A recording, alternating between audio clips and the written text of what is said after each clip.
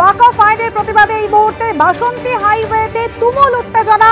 ভাঙড়ের বাসন্তী হাইওয়েতে বিক্ষোভকারীদের আটকে দেয় পুলিশ। পুলিশের সঙ্গে কথা কাটাকাটি, গাড়ি আটকানোয় তুমুল বিক্ষোভ।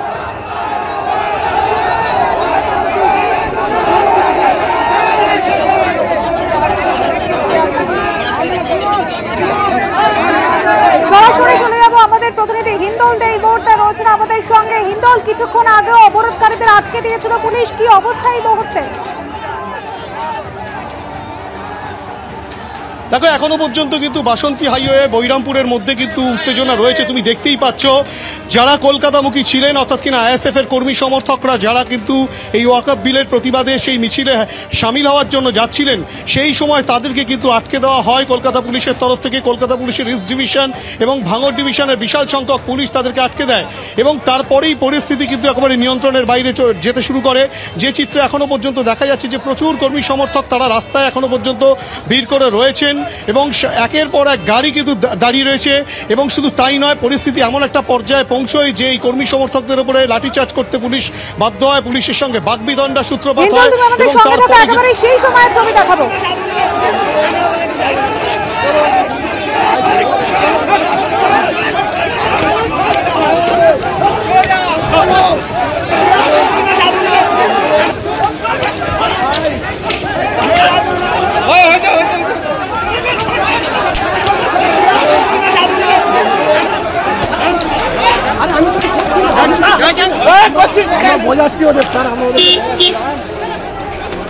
পুলিশ বিক্ষোভকারীদের আটকে দেয়, এরপর সেই ব্যারিকেড ভেঙে যখন বিক্ষোভকারীরা এগোনোর চেষ্টা করে তখন এই লাঠি চার্জ করে পুলিশ। হিন্দল দে রয়েছেন আমাদের সঙ্গে। হিন্দল,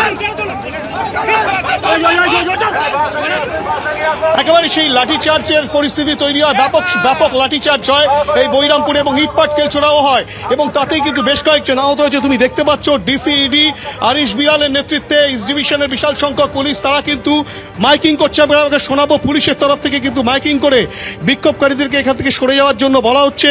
এবং কিছুক্ষণ আগেই যে চিত্র দেখা যায় যে নওশাদ সিদ্দিকী তিনি কিন্তু ফোনের মাধ্যমে তার কর্মী সমর্থকদেরকে বলেছেন যে কোনো রকম ভাবে কোনো আইনকে হাতে তুলে নেওয়া যাবে না, আপনারা শান্তিপূর্ণভাবে সেই মিছিল করুন।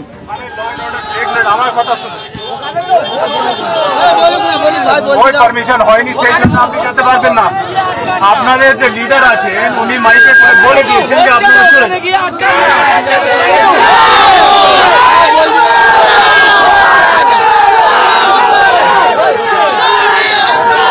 আপনারা দয়া করে চলে যান, দয়া করে ব্যাক করুন, আপনারা নিজেদের গাড়িতে উঠুন, আপনারা নিজেদের গাড়িতে উঠে চলে যান, এখান থেকে ব্যাক করুন আপনারা।